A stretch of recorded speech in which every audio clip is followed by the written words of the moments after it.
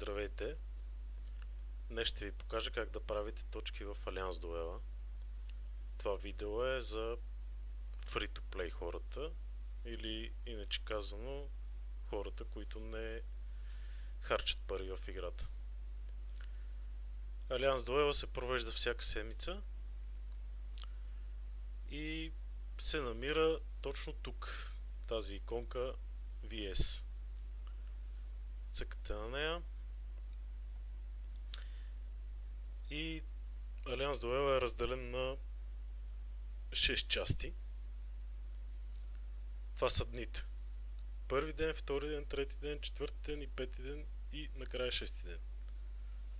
Демек, понеделник, вторник, сряда, четвъртък, петък и събота. Неделя е почивка. Това са нещата, които ви искат, за да трупате точки. Първото е Use One Precision Part in Building Upgrades, което значи да използвате Precision Part. Те се използват, мисля, че след като Watchtower ви е 30 левел. Моя все още не е и няма как да ви покажа, но Precision Part са това. Така, следващото нещо е да увеличите Combat Power от сградите, да увеличите Combat Power от изследванията, които са, нали, Combat Power си е тук. Сградите, знаете как се апгрейдват.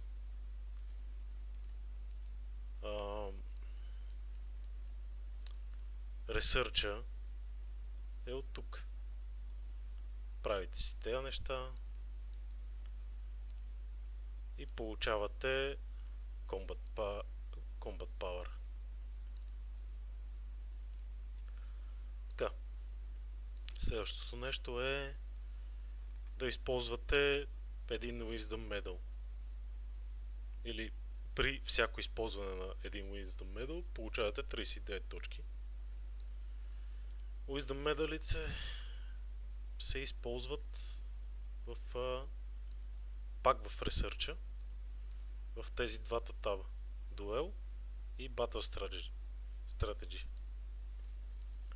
Тук всичко ви иска Wisdom медали. За повече точки в самия Alliance Duel ви препоръчвам да се фокусирате върху Duel таба. Получавате Wisdom медали от няколко източника, но главният ви източник е от Alliance Duel. Ето, при 12 000 точки получавате 60 Wisdom медала, при 48 000 точки 90, 156, 165 Wisdom медала и така нататък. Следващото нещо, което трябва да направите първия ден,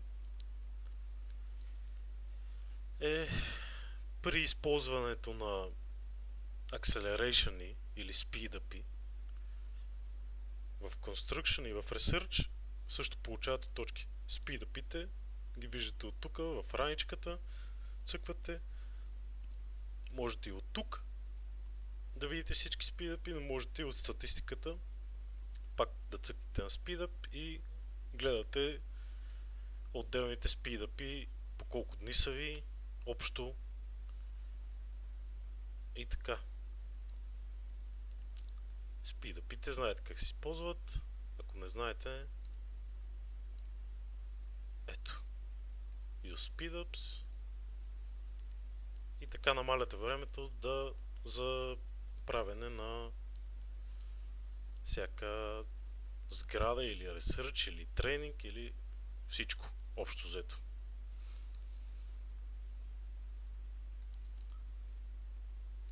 Следващото нещо в първия ден е да фармите в самите мини. Виждате, при събиране на 10 000 монети получавате 297 точки. Препоръчвам ви да избягвате събирането на монети, защото сега ще ви покажа. В самите мини има доста по-малко ресурс, отколкото в другите мини. Ето. Има 3 милиона и 800 хиляди ресурс, а в другите има по 20 милиона. Най-добре си правете само за дърва, за електричество и за желязо. Най-добрият случай, още в неделя, преди да започне първия ден, преди да стане понеделник, си изпращате хората да си фармят, защото фарменето, вижте, отнема 11 часа и по този начин може да си спестите време от самия Алианс дуел. Може да ги изпратите преди самия Алианс дуел да е започнал. Преди първия ден. Така си спестявате време. И общо взето е това за първия ден. Втория ден. При приключването на една радар мисия взимате еди какви си точки. Радара се намира тук. Аз в момента нямам, защото съм ги изпълнил всичките, но знаете как става това. Радара също може да го намерите и от шелтера. Ето го. И така. Второто нещо за вторник е да правите праймер крюти. Те се намират тук, в радиостанцията. Може по една, може по 10, може по 100, зависимост колко такива тикети имате. Следващото нещо е да използвате оранжеви, лилави или сини фрагменти в героите. Героите се намират тук. И от Startup ето тези фрагменти, като използвате, или тези, или на самите герои, всичко си ви дава точки. Третия ден или сряда трябва да изпращате само оранжеви камиони и само оранжеви мисии да правите. Знаете как оранжевите камиони са тези, изпращате само такива за този ден, а Shadow Chaos мисиите са тези. В момента нямам оранжеви и няма как да ви покажа, но ето хората си пращат оранжеви. Следващото нещо за третия ден е да използвате Power Course. Power Course са ето тези неща. Виждате. Тези неща се използват за еквипмент на героите ви. Минимум 20 ниво, за да използвате Power Core на някой еквипмент. Следващото нещо е да отворите Hero Equipment Lucky Chest. Тези честове са ето тези. От тях имате шанс да получите оранжев еквипмент, но шансът е доста малък, както виждате. Лилави, сини, да, зелени не. Следващото нещо е да използвате SpeedUp за тренирането на войници. Войниците са ви тук, в тези три кампа. Като цъкнете на трейн, SpeedUp, използвате си, тренирате си на ново шутери, райдери и файтери. Препоръчвам, ако имате войници за промотване, по-добре ги промотвайте третия ден. Дава повече точки. Стигаме до четвъртия ден.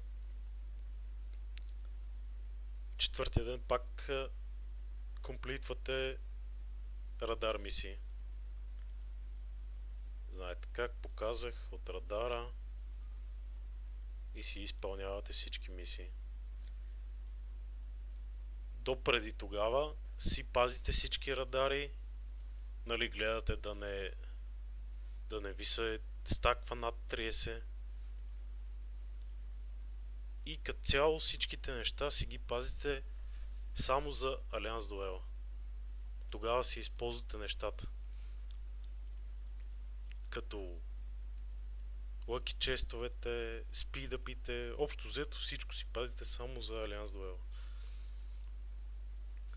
Четвъртия ден, да, използвате Gears, Titanium Alloy, Design Blueprintове. Тези неща са в колите. Ето тук, в частите, използвате Design Blueprints или Titanium Alloy. В момента мога да използвам само Blueprintове. А партовете, демек частите, си ги използвате тук, за да си вдигате нивото на колата. Пак Precision Parts. Да използвате Speedup за Construction, за строене на сгради, за Research и за трениране на войници.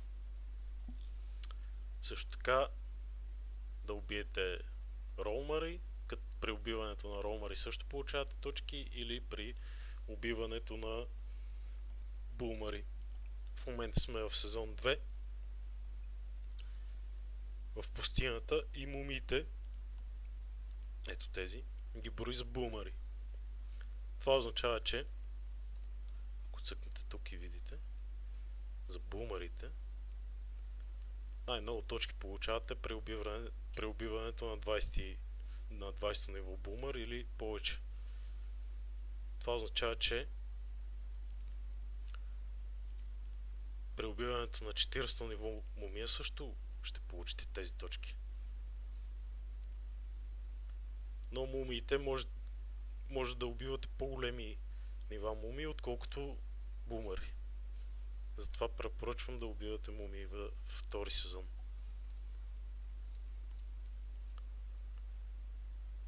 И общо взето за четвъртия ден е това. Петия ден отново Precision Parts, отново гирове за колите, апгрейди на колите. Ето тези трите с всичките за колите. Отново Power Course за героите, за еквипмента. Отново да използвате оранжеви, лилави или сини шардове за вдигането на звездите на героите.